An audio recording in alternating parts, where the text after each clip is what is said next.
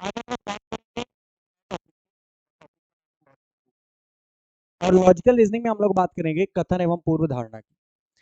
देखो, इस टॉपिक की अगर बात की जाए तो आपको मैं बता दूं कि ये टॉपिक वनडे एग्जाम में पहले तो बहुत कम आता था, क्योंकि ये जो टॉपिक है वो दरअसल आया कहाँ से है। आप लोगों में से जो लोग कभी भी अगर एमपीपीएससी का पेपर दिए हों, अगर नहीं दिए हैं तो उसका जो दूसरा पेपर होता है सी सेट का, और उसी प्रकार से जो यूपीएससी का दूसरा पेपर होता है, जो बीटेक के लिए तो नंबर जुड़ता है, बाकी के लिए क्वालिफाइंग होता है, वहां पे ये टॉपिक बहुत सारे रहते हैं लोग। तो ये टॉपिक कुछ एक्स्ट्रा फैसिलिटी होगी तभी वहां पे रखा गया है। ऐसे नॉर्मल टॉपिक में होगा, बड़े एग्जाम्पल में टॉपिक रखा गया है तो मतलब थोड़ा सा आपको जो उससे ये है, और कॉन्सेप्चुअली समझना बहुत इंपॉर्टेंट है, और उससे भी ज्यादा प्रैक्टिस मारना है। वनडे एग्जाम में आप जब भी रेलवे का पेपर देंगे, आरपीएफ देंगे, एनटीपीसी देंगे, ग्रुप डी देंगे, बहुत तरीके के क्वेश्चन इससे पूछे जाएंगे, 5 से 6 क्वेश्चन। इसी प्रकार से अभी जो आप यूपी पुलिस का फॉर्म आपने भरा होगा तो वहां भी इसके क्वेश्चन पूछे जाएंगे, आप प्रीवियस पेपर उठा के देख सकते हैं। एसएससी में तो खैर बहुत कम आते हैं, लेकिन सीजीएल के पेपर में जो अभी मेंस हुआ था, जिसमें रीजनिंग पहली बार रखी गई थी सीजीएल में, पहले मेंस में रीजनिंग नहीं आती थी, वहां भी 3 से 4 क्वेश्चन कथन पूर्वधारणा कथन निष्कर्ष के एग्जाम में पूछा गया। तो इसका मतलब एसएससी भी इसको पूछता है। अब व्यापम अगर आपने पुलिस का पेपर दिया होगा कभी ना कभी तो वहां पे भी इसके क्वेश्चन आपको मिले हैं। तो इसका मतलब यह है कि ये टॉपिक थोड़ा सा बेहतरीन टॉपिकों में से एक है। तो देखिए, अपन कथन पूर्व धारणा यानी स्टेटमेंट एंड अजम्पशन कहें, या इसी को कथन एवं अनुमान कहें तो भी वही बात है,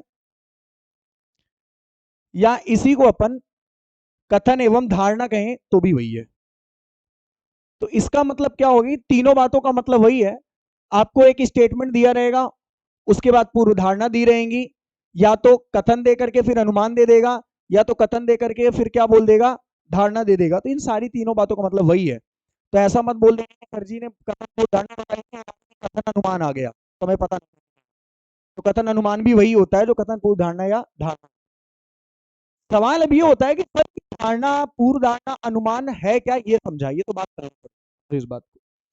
जैसे मान लीजिए कि कोई भी अगर जब कथन आता है तो उस कथन के आने का कोई ना कोई कारण होता है, बिना कारण के वो कथन कभी भी नहीं आता है, उसी को हम धारणा कहते हैं। जैसे सर बताता हूं, फॉर एग्जाम्पल समझो, मैंने एक एग्जाम्पल दिया कि भारत के कृषि मंत्री ने इस साल चीनी के आयात करने की योजना बनाई है विदेश से, चीनी के आयात करने की योजना बनाई है। अब इसके पीछे का कारण क्या हो सकता है, तो देखिएगा, एक्चुअल रीजन क्या है वो तो कृषि मंत्री जी को पता होगा, लेकिन धारणा कृषि मंत्री थोड़ी निकालेंगे। इससे क्या पता चलता है कि धारणा अदर व्यक्ति निकालता है, जो कथन कहता है उसकी धारणा को अदर व्यक्ति रिप्रेजेंट कर रहा होता है कि अगर उन्होंने ऐसा किया होगा तो उसका कारण ये रहा होगा। धीरे धीरे बात पल्ले पड़ने लगेगी। जैसे कि पहली धारणा मैंने देखी जब कृषि मंत्री जी का स्टेटमेंट मैंने देखा बड़े बड़े अक्षरों में कि इस साल बहुत ज्यादा मात्रा में चीनी का आयात किया जा रहा है भारत में, तो 3 लोग हम लोग खड़े थे, मैंने धारणा निकाली, हो सकता है कि इस साल गन्ने का उत्पादन कम हुआ हो। तो पहली धारणा बिल्कुल सही है, कारण हो सकता है ना कि गन्ने का उत्पादन कम हुआ हो, क्योंकि गन्ने से चीनी बनती है, तो चीनी कम हुई हो तो चीनी का आयात करना पड़ रहा है। दूसरा कारण ये हो सकता है कि इस साल चीनी के उपभोग में भारत में वृद्धि हो सकती है फेस्टिवल सीजन के कारण, ये भी हो सकता है। आपको पता है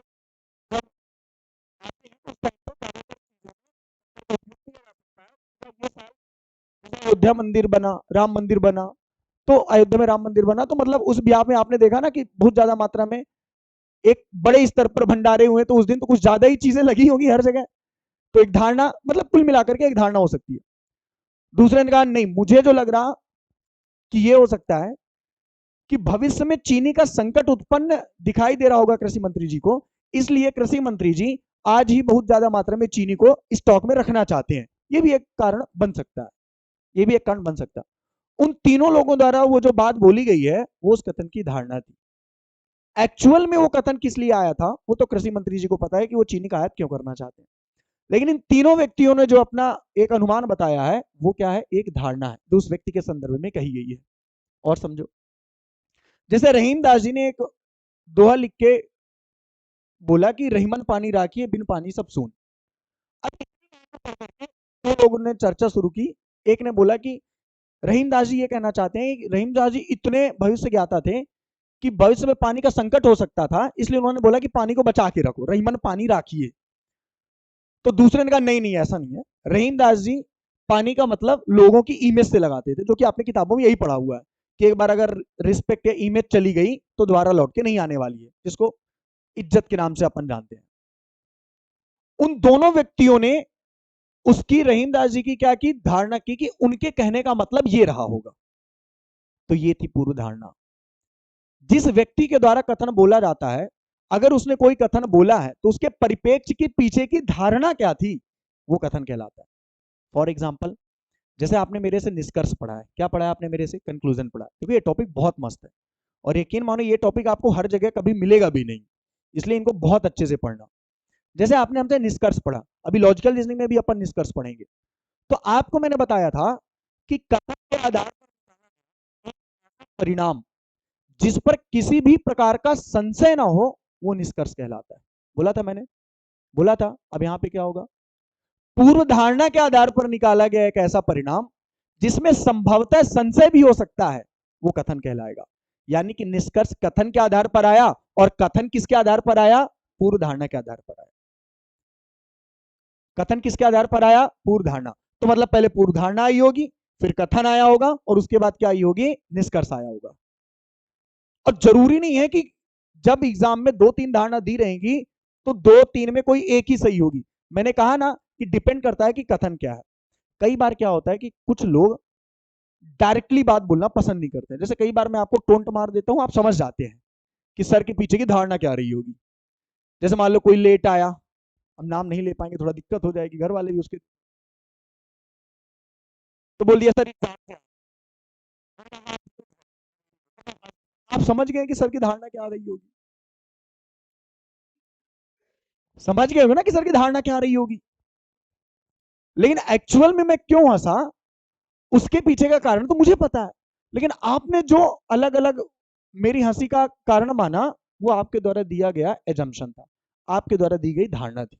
हो सकता है मे बी वो सही हो सकता है उस सत्य के निकट। कई बार ऐसा भी होगा, तो सर बात तो ये नहीं है, जो सोच रही है, वो तो सही है,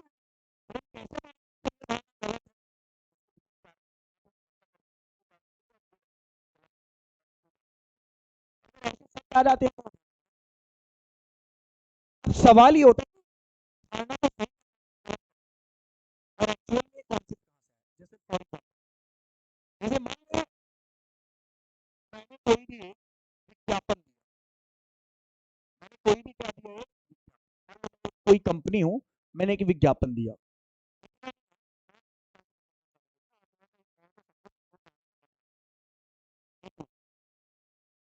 विज्ञापन दिया पूरा,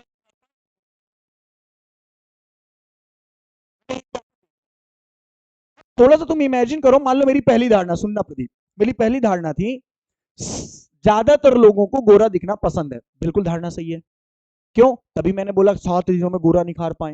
देखो, अगर कोई भी एडवर्टाइजमेंट की जाती है और कोई भी लाइन को अगर अच्छे से बोला जाता बार बार वही, इसका मतलब जिस बंदे ने एडवर्टाइजमेंट दिया है उसकी धारणा है कि लोग गोरा दिखना पसंद करते हैं, और इसलिए इस क्रीम का उपयोग वो करेंगे ही करेंगे। दूसरा धारणा, 7 दिनों में गोरा निखार पाया जा सकता है, बिल्कुल सही है। अब यहां पे तुम थोड़ा रुकोगे, सर ये तो फिर गलत भी हो गया। तीसरी धारणा, विज्ञापन भ्रामक है, गलत जवाब।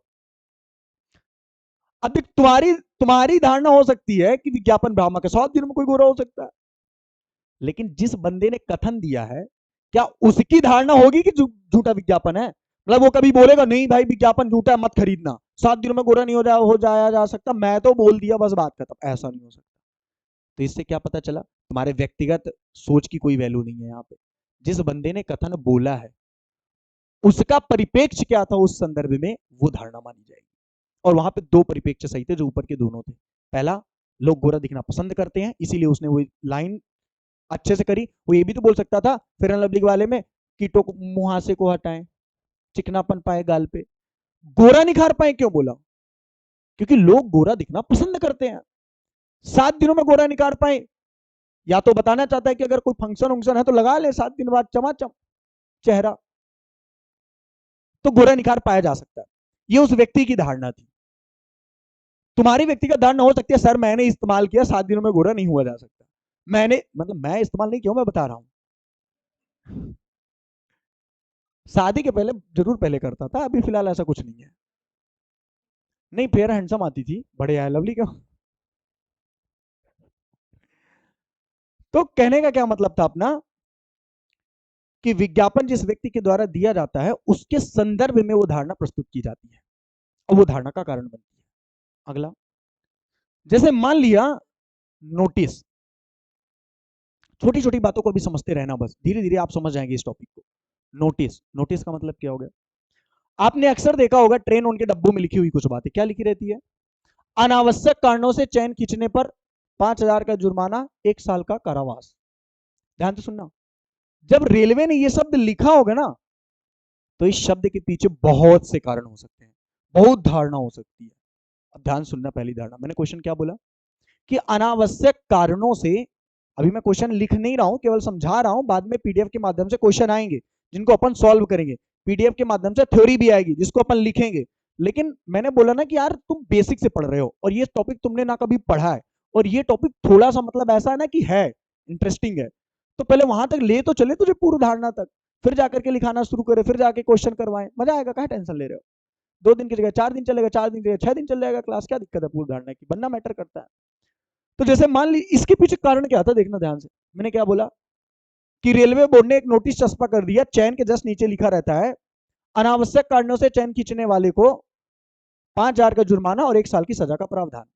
अब पहली धारणा लिखना, सामान्यतः कुछ लोग अनावश्यक कारणों से चैन को खींचते थे, सही बात, अगर चैन को नहीं खींचते होते वो तो सरकार द्वारा, रेलवे बोर्ड द्वारा वो नोटिस नहीं लगाया जाता।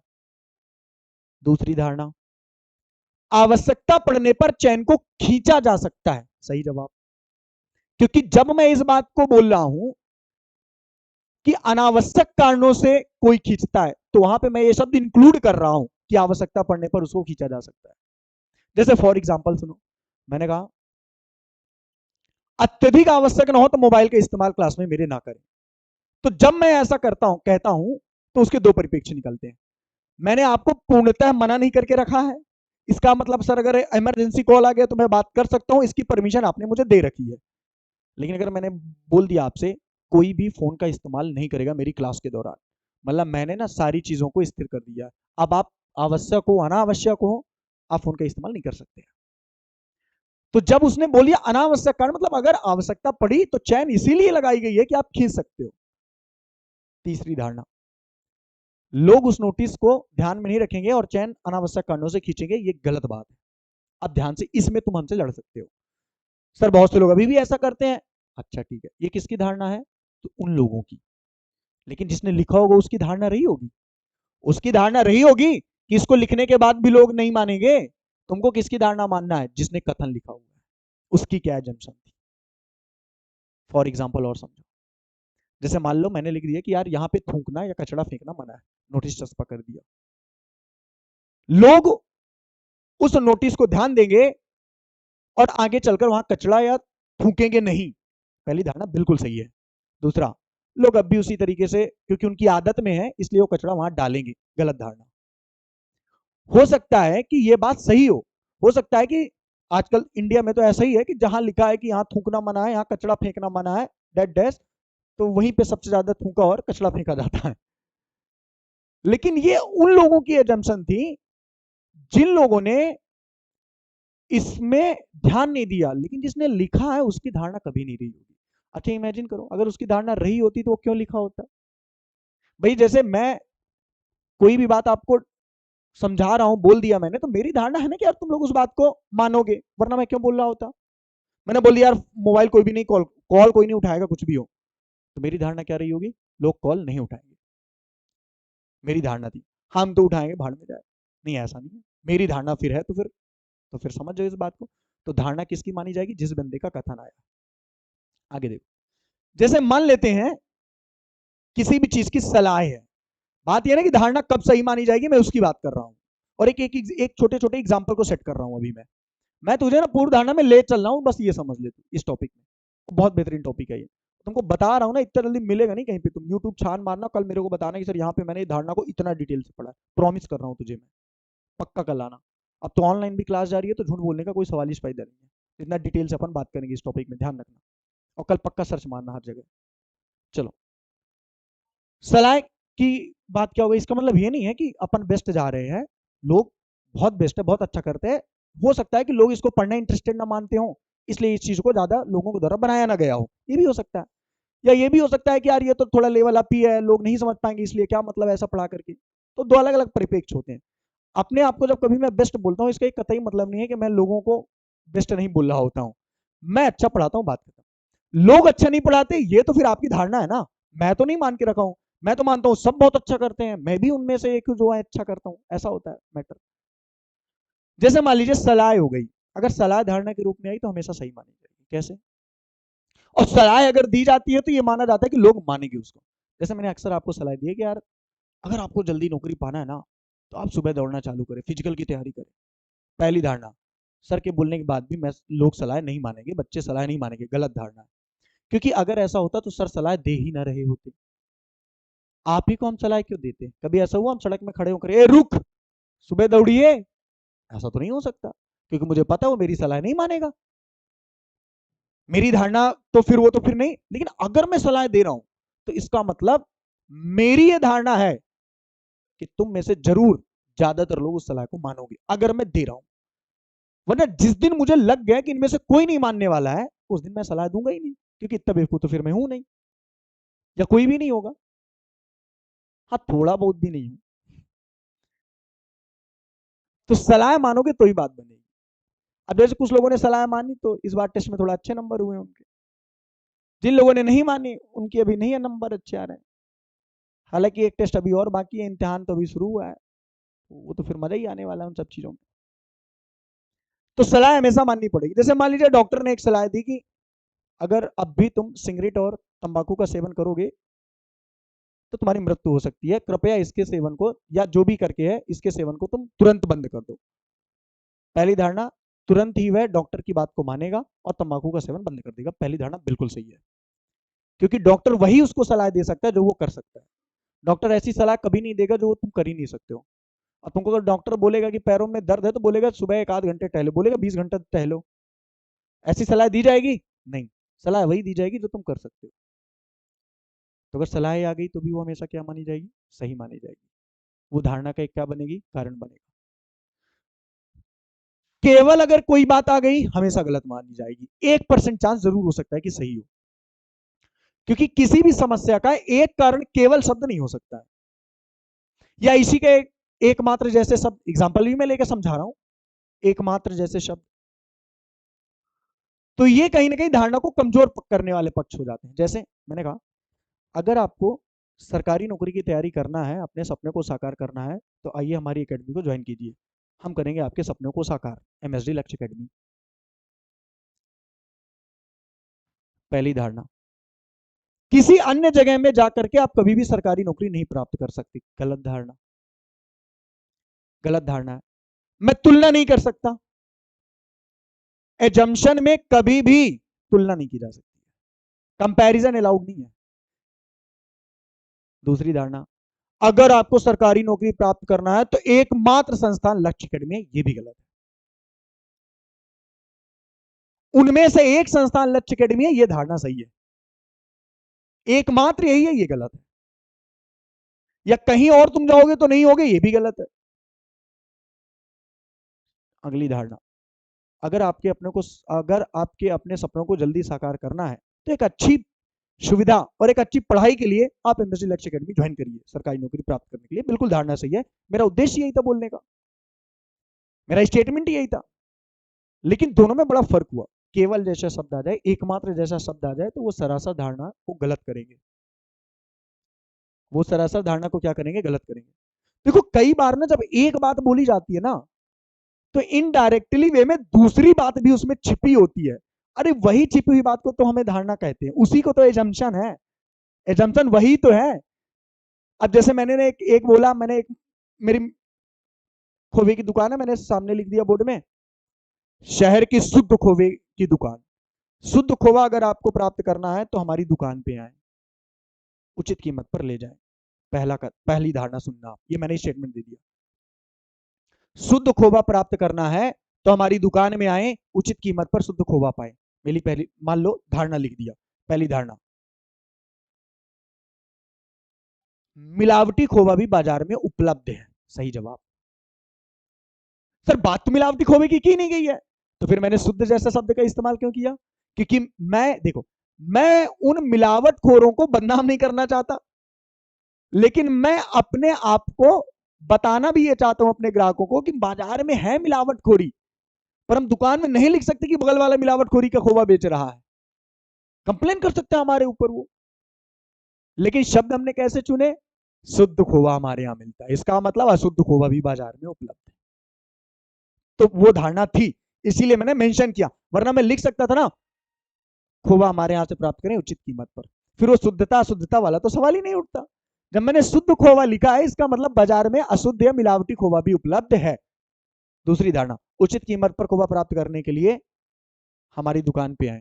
तो सही बात है, मैंने उचित कीमत की भी बात की है, लेकिन अगर मान ले यहीं पे, अब ध्यान से सुनना, मान ले यहीं पे अगर मैं आपको बोल देता, मेरा स्टेटमेंट होता, छोटे छोटे शब्दों को मेरे समझना है, इसीलिए ऑनलाइन में जा रहा है कि कई बार अगर एक बार में बात ना समझ आए तो उन शब्दों को तुम घर में जाके जरूर एक बार रिपीट मारना, क्योंकि लिखी हुई बात तो आपको मिलेगी ही मिलेगी, पर ये जो बता रहा हूं ना, ये नहीं मिल पाएगी हर एक बात। अब यहीं पे कथन पे समझना थोड़ा सा। मान लो मैंने बोल दिया कि शुद्ध खोवी की एक दुकान में शुद्ध खोवा प्राप्त करना है तो हमारी दुकान में आए। पहली धारणा, उचित कीमत पर हमारे यहाँ खोवा उपलब्ध है। गलत जवाब। क्यों? मैंने कीमत की तो बात ही नहीं की, कीमत तो ज्यादा भी हो सकती है। अरे कथन में कीमत की मैंने बात ही नहीं रखी, कीमत तो ज्यादा भी हो सकती है। उचित कीमत का क्या मतलब है? शायद कीमत महंगी हो लेकिन हम खोवा शुद्ध दे रहे हो, इसका क्या मतलब हुआ? कथन में जो लिखा रहेगा उससे ज्यादा नहीं सोचना। अगर कथन में कीमत का पता नहीं था तो इसका मतलब कीमत के बारे में कोई भी एजम्पशन सही नहीं मानी जाएगी, चाहे वो कम की हो चाहे वो अधिक की हो। इसके पहले क्या बोला था? उचित कीमत पर शुद्ध खोवा प्राप्त करे, तो फिर वो सही था। लेकिन जब मैंने शुद्ध खोवे की बात की, मैंने कीमत को नहीं कथन में बोला, तो इसका मतलब सरासर ये बात गलत हो जाएगी अगर एजम्पशन में कीमत का कोई भी पहलू आया, चाहे वो ज्यादा का पहलू आ जाए, चाहे वो कम का पहलू आ जाए, चाहे वो सामान्य रेट की बात करे, क्योंकि हमने कीमत की तो बात ही नहीं की है। लोगों की कार्य क्षमता में प्रश्न चिन्ह कभी नहीं उठेगा धारणा में करते समय। जैसे सर, मैं भारत में जितने बच्चे गरीब हैं और शिक्षा नहीं प्राप्त कर पा रहे हैं, उनके बारे में अध्ययन करना चाहता हूं। पहला धारणा, मैं ऐसी योग्यता रखता हूं कि मैं अध्ययन कर पाऊं। सही जवाब है, क्योंकि अगर मैंने ऐसा बोला है तो मैं ऐसी योग्यता और सामर्थ्य रखता हूंगा।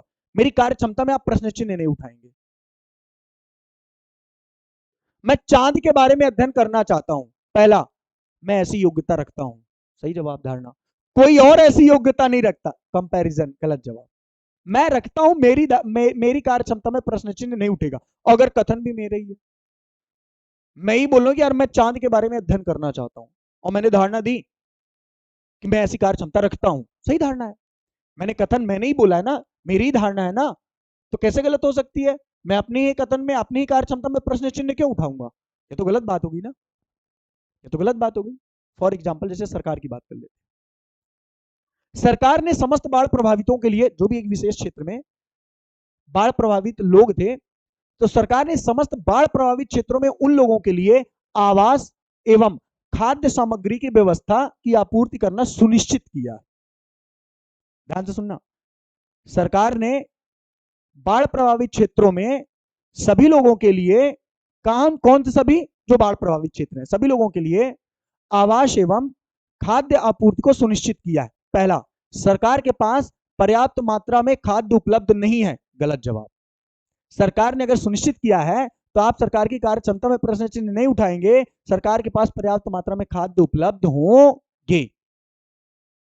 समझ जाओ। दूसरी धारणा, सरकार के पास पर्याप्त मात्रा में वित्त है जिससे सरकार उनको आवास और खाद्य की आपूर्ति सुनिश्चित कर सकती है। बिल्कुल सही धारणा है।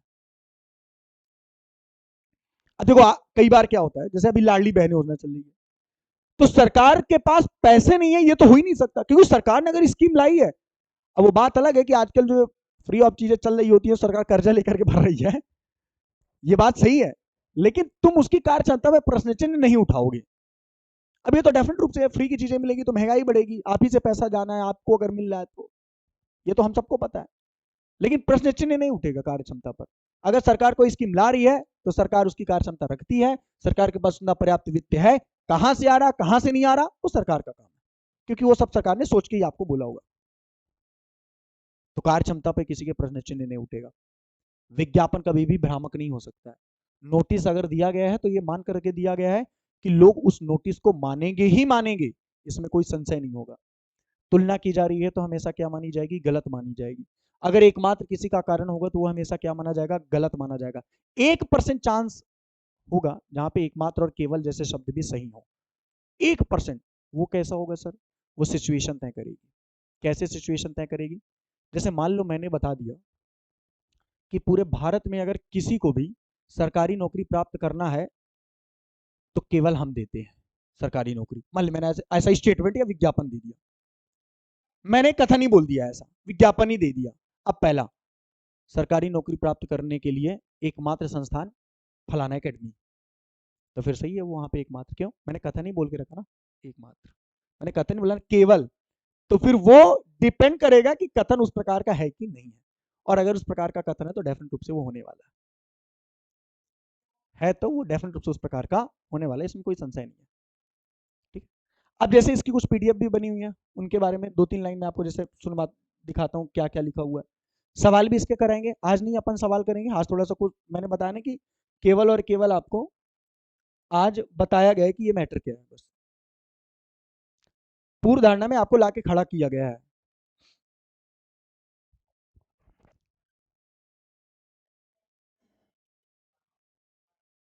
ठीक है,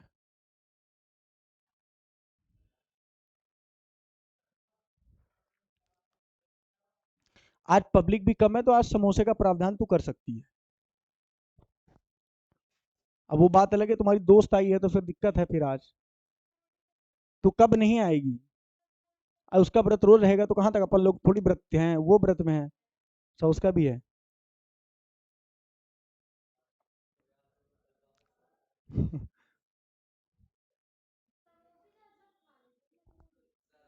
ये तो तुम पिछले 3 महीने से बोल रहे हो। देखो, इसकी फिर वीडियो में स्क्रीनशॉट आप खींचते रहना, ठीक है। देखो, किसी तीसरे व्यक्ति द्वारा दिया गया कारण जो उस कथन की व्याख्या कर सकता है, ऐसा कोई भी कथन जो उसका संभावित कारण हो, धारणा कहलाता है। सिंपल सी बात है।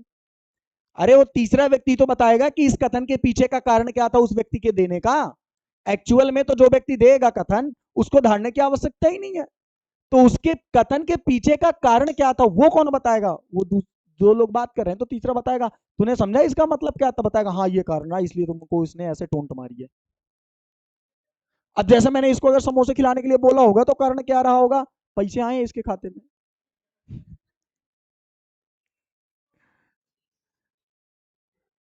यानी ऐसा कोई भी कथन जो उसका संभावित कारण हो क्या कहलाएगा, धारणा कहलाएगा। कोई भी ऐसी बात जो किसी व्यक्ति के द्वारा बताई गई बात की व्याख्या करने की ताकत रखती है उसे धारणा कहते हैं। मान लो मैंने रहीमदास जी का एग्जांपल दिया आपको, मैंने कहा रहीमदास जी ने अपना एक कोट लिख के चले गए, स्टेटमेंट एक लिख के चले गए, अगले ने उसकी क्या की, व्याख्या की, लेकिन व्याख्या इतनी जबरदस्त थी कि उस स्टेटमेंट को प्रूफ कर रही थी, तो डेफिनेट रूप से फिर वो क्या हो जाएगा, उसका क्या हो जाएगा, उसका वो धारणा बन जाएगी उसकी, वो सही मानी जाएगी। पूर्व धारणा से तात्पर्य ऐसे तथ्यों से है जो पूर्णतः स्पष्ट रूप से नहीं कही जा सकती है। मैंने तुमको बताया अप्रत्यक्ष रूप से कही गई वह बात जो डायरेक्ट नहीं बोली जा सकती है, वो धारणा होती है। कथन वाला जो बोलता है तो कथन बोलता है, उसके पीछे का एजम्पशन कथन वाला हमेशा रोक के रखता है, अप्रत्यक्ष रूप से रखता है। जैसे मैंने मान लीजिए कोई भी बात मुझे आपको बोलना होता है तो मैं हंस के कहता हूं, जैसे आपके टेस्ट में अगर थोड़ा कम नंबर आया तो मैं क्या कहता हूं, बहुत अच्छे नंबर लाए हो, तुमको पता है कि मैं टोंट मार रहा हूं ना। अब 50 नंबर का पेपर कोई 25 नंबर लाए, अरे वाह कंग्रेचुलेशन बहुत अच्छे नंबर लाई हो, ये क्या है, इसके पीछे की धारणा तुमको नहीं समझ आ रही है। सर इनडायरेक्टली मुझे क्या कर रहे हैं पता चल रहा होगा। तो यही तो धारणा है। पूर्व धारणा से तात्पर्य ऐसे तथ्यों से है जो पूर्णतः स्पष्ट रूप से नहीं कही जा सकती है, तो उसको स्पष्ट रूप से ना कह करके घुमा फिरा करके बातों को बोलना ही धारणा कहलाती है उनका, ठीक ना। अच्छा, ये लाइन पूरा है। नहीं कही जा सकती है फिर भी श्रोता इसका आशय समझ, आशय गलत लिखा हुआ है, आशय समझ लेते हैं, अर्थात अप्रत्यक्ष रूप से अनुमानित वह धारणा जो किसी कथन में, समझना, जो किसी कथन में दिए गए भाव को निरूपित करती है, पूर्व धारणा कहलाती है। समझ गए ये लाइन क्या आती है? सुन, मैंने क्या बोला, पूर्व धारणा से तात्पर्य ऐसे तथ्यों से है जो पूर्णतः स्पष्ट रूप से नहीं कही जाती, मतलब कथन कभी स्पष्ट नहीं कहा जाएगा, उसके पीछे फिर भी सुनने वाला जो है उसका अर्थ समझ लेता है, तो अप्रत्यक्ष रूप से, मतलब डायरेक्ट तो उसने बोला नहीं था, सुनने वाले ने अप्रत्यक्ष रूप से समझा, अप्रत्यक्ष रूप से अनुमानित, फिक्स नहीं हो सकता ना। फिक्स कैसे हो सकता है? रहीमदास जी ने पानी का अर्थ क्या समझा, तुम क्या जानो? रहीमदास जी को पता होगा। कृषि मंत्री जी चीनी का अर्थ क्यों कर रहे, तुम क्या जानो? कृषि मंत्री को पता होगा। तुमने तो अनुमान लगाया ना। अनुमानित वह धारणा जो किसी कथन में दिए गए भाव को निरूपित करती है, लेकिन ऐसा नहीं है, सत्ता के निकट होना चाहिए स्टेटमेंट के अकॉर्डिंग, उसी को क्या कहते हैं? धारणा कहते हैं। अब बात ये थी कि धारणा को मजबूत और कमजोर करने वाले कुछ शब्द हैं, इनकी चर्चा हम लोग कल फिर डिटेल से करेंगे, ठीक है। तो आज की बातें और मुलाकातें यहीं पे खत्म होती हैं। ठीक है, एक बार मैं फिर से कह रहा हूँ, आने वाली अब जितनी भी वैकेंसी हैं इस साल, चाहे वो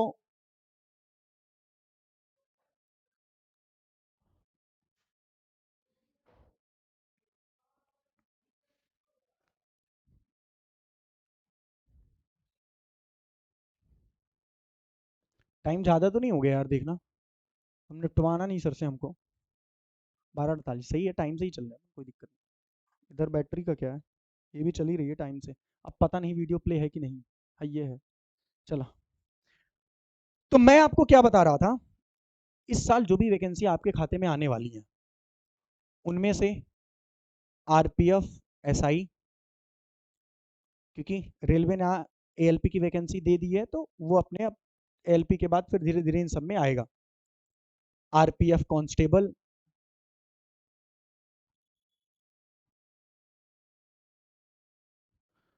एसएससी जीडी एक तो चली रही है आपके पास, दूसरी अक्टूबर नवंबर में आएगी, आप एसएससी के कैलेंडर में देख सकते हैं। ये वाली नहीं, ये तो चली रही है ना, इसके तो पेपर ही होंगे।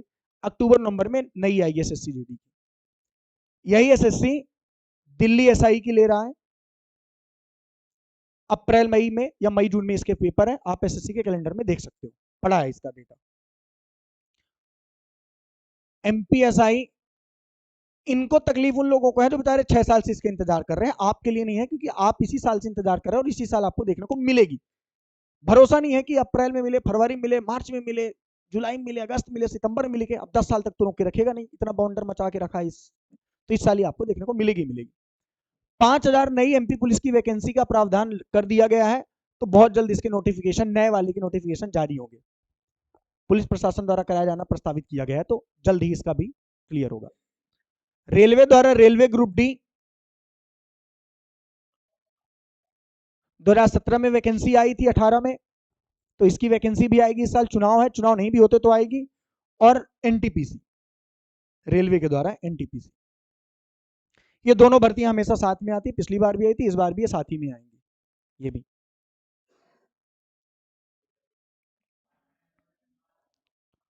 इस साल तो नहीं, अगले साल की स्टार्टिंग में, जनवरी फरवरी या मे बी दिसंबर तक, क्योंकि एसएससी ने जो कैलेंडर जारी किया वो सितंबर तक का किया है, अक्टूबर नवंबर दिसंबर का कोई प्रावधान नहीं है, तो अक्टूबर नवंबर दिसंबर तक मे बी, क्योंकि ये कंफर्म है कि अभी जो वायरल खबर उड़ रही है 4 से 5 हजार इसकी जगह आएंगी नवंबर दिसंबर में। एसएससी ने अभी नहीं दिया, क्योंकि एसएससी ने कैलेंडर सितंबर तक का दिया है, तो अक्टूबर नवंबर में ये फिर से आएगी, जो अभी आके चली गई है, जिसमें अपने आगे कुछ बच्चे हुए भी हैं, ठीक है। ओके, और कंग्रेचुलेशन भी ऑनलाइन से कह देना, रिचा का हुआ है, रिचा पांडे करके एक लड़की थी, ठीक है, अच्छी मेहनत भी कर रही थी, उसके पुलिस में भी बहुत अच्छे नंबर थे। तो ये, अच्छा, सबसे बड़ी बात पता है इन सब में क्या है? इन सब में एक बड़ी कॉमन चीज है, वो क्या है? फिजिकल। इसीलिए तो मैं इतने समय से तुम सबसे बोल रहा हूं कि अगर तुम्हें 1 साल के अंदर नौकरी लेना है ना सरकारी, 1 साल के अंदर, अब सोचो, एमपी पुलिस का पेपर हुआ था जुलाई अगस्त में, तो जो लड़कियां यहाँ से हुई हैं वो लड़कियां अच्छे नंबर वहां पे पाई तो एमपी पुलिस की तैयारी करना चालू कर दी। प्रॉपर गाइडेंस, और आपको तो पता है जिस क्लास में अपन है तो चिल्ला चिल्ला करके मतलब वही बस पकड़ के ग्राउंड में लई नहीं चाहिए बात, इतना नहीं कर पाता हूँ, समझ जाओ ना। तो उस टाइम से वो दौड़ना चालू कर दी। एमपी पुलिस में अच्छे नंबर थे, 80 नंबर थे उसके, मैंने खुद आंसर शीट देखी। इसी दौरान क्या हुआ, दिल्ली पुलिस आई, दिल्ली पुलिस का पेपर दी, उतना अच्छा नंबर भी नहीं ला पाई थी जितना एमपी पुलिस में था, नंबर ठीक थे उतने अच्छे नहीं थे जितना एमपी पुलिस में था, लेकिन क्योंकि फिजिकल एक्टिविटीज बहुत जबरदस्त चल रही थी उस 80 के चक्कर में, तो आई भी। जनवरी में फिजिकल लिया गया, दिसंबर में पेपर हुआ और अब ज्वाइनिंग हो गई। 2 महीने की कहानी थी। 22 साल 21 साल की लड़की, सोचो दिल्ली पुलिस में कांस्टेबल बनी, अपने आप में कितनी गर्व की बात है, ना उसके लिए ना उसके माता पिता के लिए, वरन हम सबके लिए और आप सबके लिए भी इंस्पिरेशन है वो सब। अभी जैसे एक दिन आप लोग मिले नहीं मिले, ग्रुप डी का एक लड़का आया था राजेंद्र करके, वो बंदा भी बेचारा साल भर अच्छी मेहनत किया, ग्रुप डी में हुआ। बाकी लोगों को आपने देखा ही पटवारी में जो हुए, ठीक है थोड़ा अभी अंधेरा है पर जल्दी उजेला होगा, लेकिन उजेला उसी के लाइफ में होगा जो उन अंधेरे से लड़ेगा। तो थोड़ा सा यार एफर्ट तो डालना पड़ेगा। अब तुम समझ लो अगर तुम्हारा फिजिकल नहीं कर रही हो, इन सब वैकेंसियों को छोड़ देना, फिर कोई मतलब नहीं है, कोई मतलब ही नहीं है, क्योंकि अगर तुमने पेपर निकाल भी लिया ना तो फिर तुमको होना नहीं है। इसलिए कहता हूं कि बहुत मस्ट है फिजिकल। प्लीज अगर आप 1 साल के अंदर नौकरी पाना चाहते हैं तो फिजिकल में आपको करना ही होगा, लेकिन ऐसा नहीं है कि एकमात्र कारण है, एजम्पशन इसका ये कतई नहीं है एकमात्र कारण है, कारण और भी है, पर वो एक कारण बहुत बड़ा है। तो चलो ठीक है, आज की बातें मुलाकातें यहीं पे खत्म होती है, बाकी बातें मुलाकातें हमारी आपसे कल होंगी। मैं भी आपको एजम्पशन वाला ये टॉपिक समझ में आया होगा, आया तो ठीक, नहीं आया तब भी ठीक। वीडियो आ रहा है, सारे लोग दोबारा देखना, तिबारा देखना। Thank you so much.